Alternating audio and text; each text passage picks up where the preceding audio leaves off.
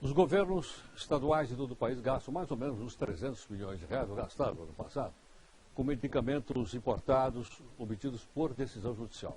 Vamos conversar agora com o nosso convidado, Dr. Marcos Fattura. Dr. Marcos é um advogado especialista em direito de saúde. Dr. Marcos, boa noite. Obrigado pela gentileza, Marcos. Obrigado, senhor. Marcos, me diz o seguinte, como é que funciona isso? A pessoa está com uma doença, sei lá, que não tem medicamento coberto pelo SUS. Ele vai aonde? Ele vai no Ministério Público?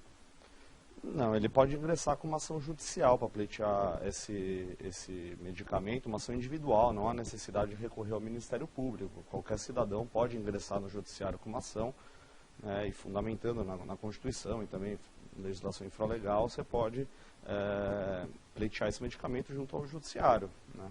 O problema é que a Constituição ela garante para todos nós o direito à saúde, só que para que o Estado tenha o dever de concretizar esse direito, ele tem que cumprir certos requisitos estabelecidos pela lei, né? E a questão surge, se torna interessante, quando o medicamento ele não está incluído na lista do SUS. O SUS ele tem uma lista, né, que ele emite e que traz os medicamentos que são de cobertura obrigatória. A questão essa lista do SUS ela não é atualizada com a mesma frequência em que são atualizados os medicamentos, né, no mundo afora. Então, isso cria um certo descompasso entre o direito, né, que é garantido para nós, pela Constituição, né, e o que efetivamente o Estado vai garantir para todos nós. Né, e são essas as questões que chegam no judiciário. Marcos, contra quem eu entro com a ação? Contra o governo do Estado, contra o governo federal, contra quem? Então, todos os entes federativos, estados, municípios, e a União também são solidários para garantir esse direito à saúde. Você pode entrar contra qualquer um deles. Qualquer um deles. Contra a prefeitura, posso? Pode. Né? Você pode entrar Agora, contra qualquer Agora, o que eu faço? Quando eu entro com uma ação contra essa, eu já peço uma liminar? Já pede uma liminar. Essa liminar, o juiz aprecia, essas liminares costumam ser super rápidas, né? Justamente por tratar de uma questão muito grave, o direito à saúde, né? Então, essas liminares são rápidas para conceder, não são rápidas para cumprir, né? Porque tem um outro problema, né? Não basta o cidadão entrar com uma liminar, o governo tem que cumprir essa liminar, né? Então, eu mesmo já estou em casos em que demoraram 2, 3 meses para cumprir liminar. Então, são situações realmente graves. E o pior é que quando o medicamento ele não tem o registro na Anvisa, a pessoa vai ter dificuldade de ter acesso a esse medicamento, tanto na via pública quanto na saúde suplementar também. Se ela tem um plano de saúde, o plano de saúde também vai alegar que não tem o dever de cumprir, porque o tratamento é experimental, porque não está aprovado na Anvisa, porque a ANS não incluiu no rol da ANS. Então, as portas ficam fechadas mesmo, ou seja, ela tem que ingressar com essa ação judicial. Marcos, esse medicamento pode ser no exterior também ou não? Você não tem no Brasil tal medicamento XYZ? Ou só para aqueles que estão no Brasil? O senhor disse que o medicamento é importado, se não comercializa. Não, a questão surge justamente quando todos os medicamentos eles não são nacionalizados, né, não foram aprovados pela Anvisa, porque ele tem que ser aprovado pela Anvisa, claro, e depois ele tem uma comissão que incorpora esse medicamento na lista do SUS. Né? Então, mas geralmente esses medicamentos não são muito caros? São muito caros. São muito caros. Muito, né? Caros. É justamente por isso que é importante. Por isso é que não está na lista do SUS?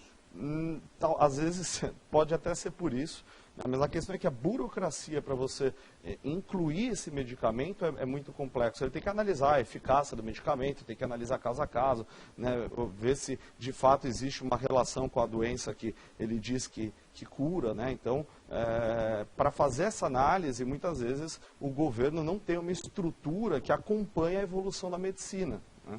E aí é que surge a questão, né? Será que um cidadão pode ficar sem o seu direito, né, de tomar um medicamento gratuitamente fornecido pelo Estado só por conta de uma questão burocrática? Acho que essas são as questões importantes, né? Obviamente, os medicamentos que não têm eficácia comprovada, né, os medicamentos às vezes que são realmente experimentais, daí sim, essa burocracia ela é importante, né, justamente para que também não haja uma lesão ao erário. O medicamento já foi aprovado pelo FDA lá nos Estados Unidos, foi aprovado simultaneamente lá pela Comissão Europeia. Aí chega aqui, tem que esperar o da Anvisa também? Tem que esperar o da Anvisa. Segundo a lei, tem que esperar o da Anvisa. Mas o judiciário ele tem adotado um entendimento um pouco mais elástico nesse sentido. O judiciário realmente analisa caso a caso e vê se de fato é só uma questão burocrática, se o FDA, por exemplo, aprovou o medicamento. Isso é um argumento muito forte que o cidadão tem para ingressar na justiça para conseguir. Agora, vale só para medicamento ou vale para uma prótese também? Então, vale também para uma prótese, vale sim também para uma prótese. Porque a pessoa precisa de uma prótese e ela é importada.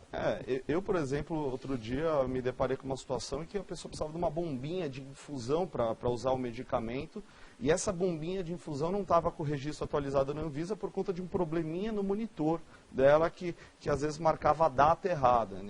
E era a única bombinha capaz de conseguir dar o acesso a esse medicamento para aquela paciente.